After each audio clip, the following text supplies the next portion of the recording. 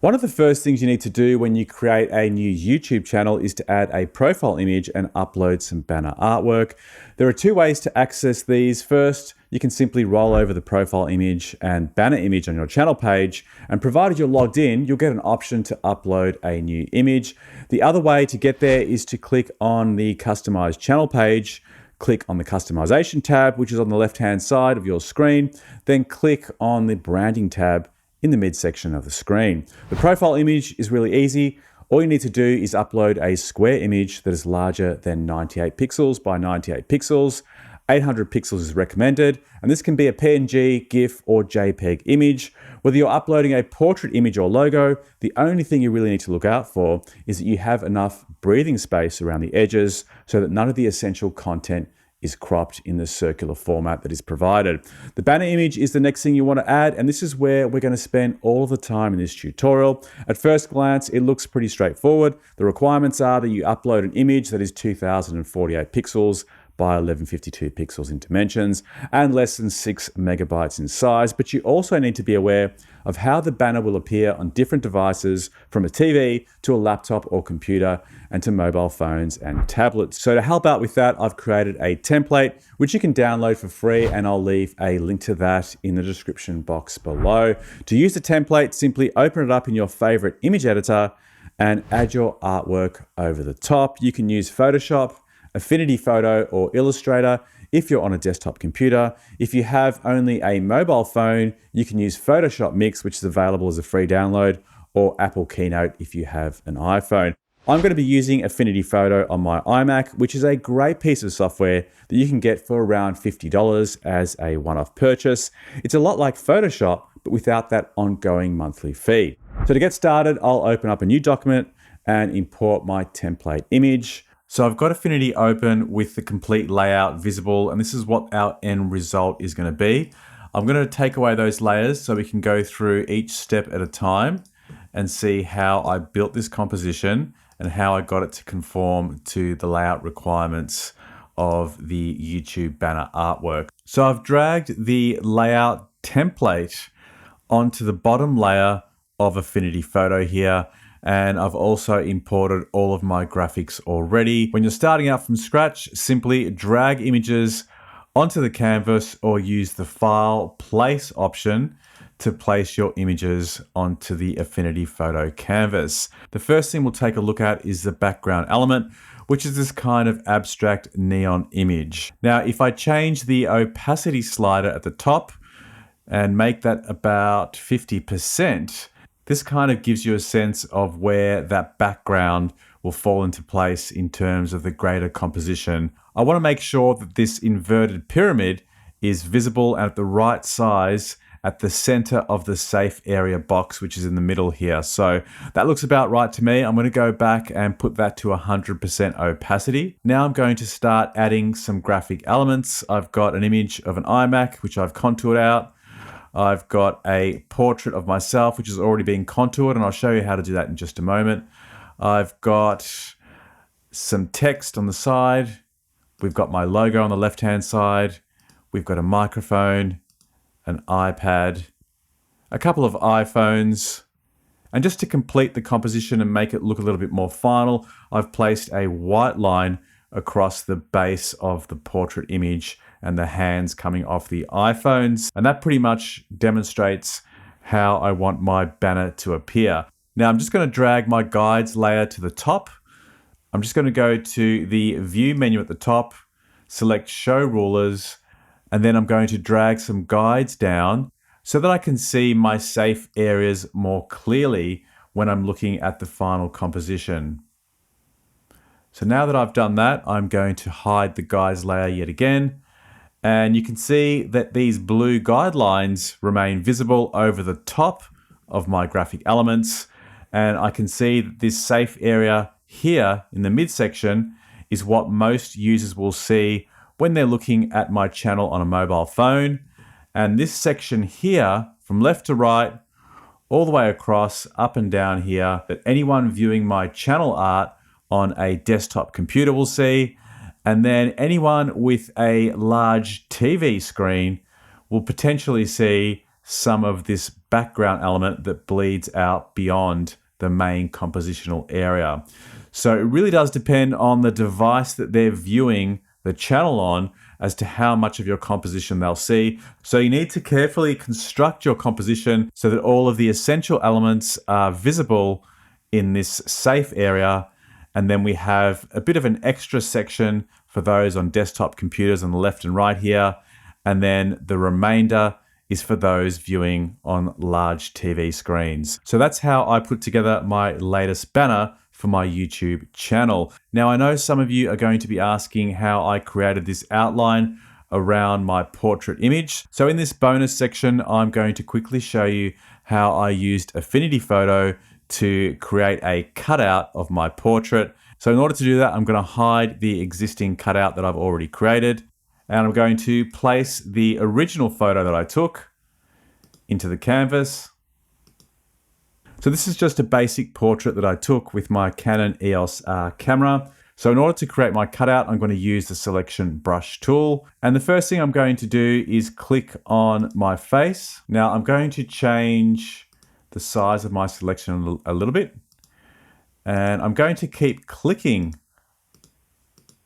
over the image, and it will continue to mark out the selection and separate the portrait from the background. And this is quite a difficult image because I've got this band that appears above my head for the headphones, which is rather quite thin. So I'm not going to be able to do this in a single step. If you've just got a basic portrait without those headphones, it would have already been complete, and you just click on the mask and you've pretty much created your cutout. But in this example, we're going to have to create some refinements around this mask so that I can get the headphones in. So I'm just going to do a quick selection around the headphones. And then we're going to go back in and tidy that up once I've made my selection. And now I'll zoom in so we can get a closer look.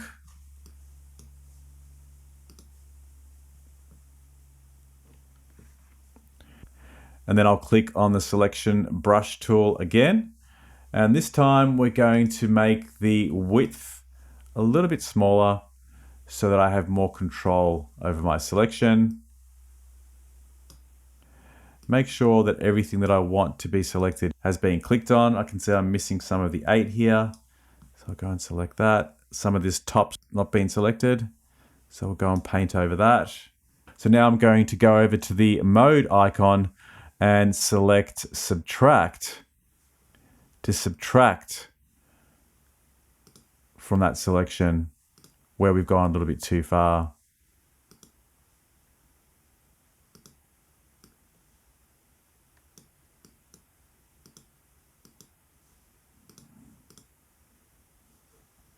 That headphone band is proving to be quite complicated, so I'm just going to paint that whole section in, including the white area in between the headphone band and the top of my hair. And we'll take care of that section with another selection method in just a moment. So once you've made your selection, you can click on the mask tool on the bottom left-hand corner of the layers window, and that will create your mask for you. Now, as you can see, it's a little bit rough around the edges, and we've got some areas that we have to work on here around the headphone still. So to make the edges a little bit softer, I'll undo that. And we'll go to select, refine edges, and we'll add a little bit of a feathering.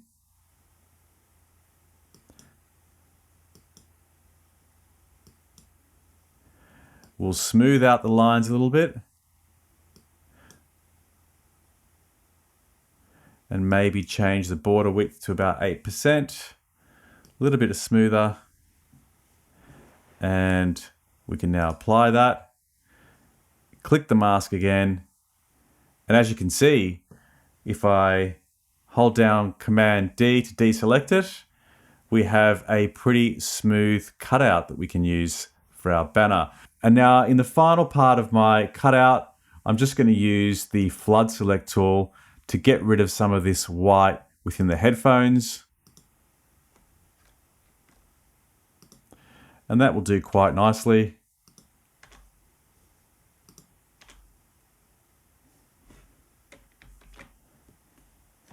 And if I reduce that in size now, that's pretty good. All that remains to do now is we're not going to use this section here.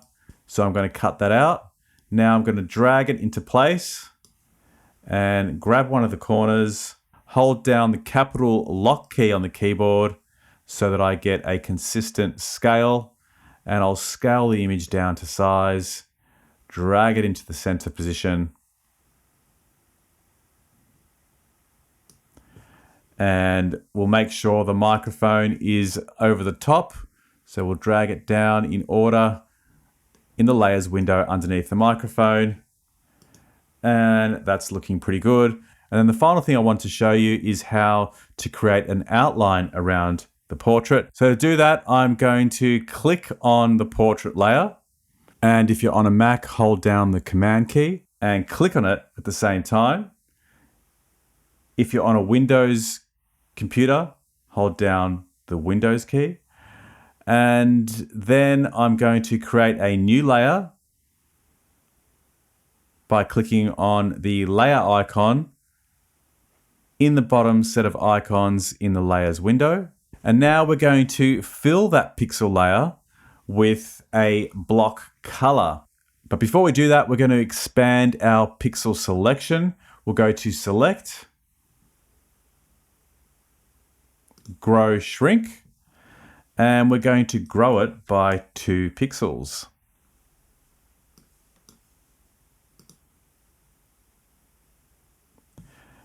Then we're going to go to Edit and fill it with our chosen color. You can select any color you like here on the color wheel, but I'll stay with this kind of light blue tone for now.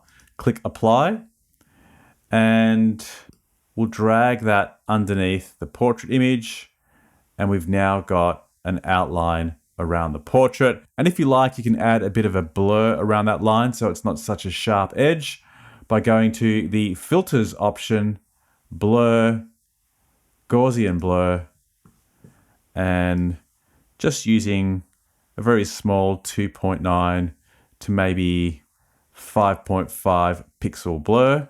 I'm just going to turn the layer on and off so we can see the difference of the portrait as it is by itself.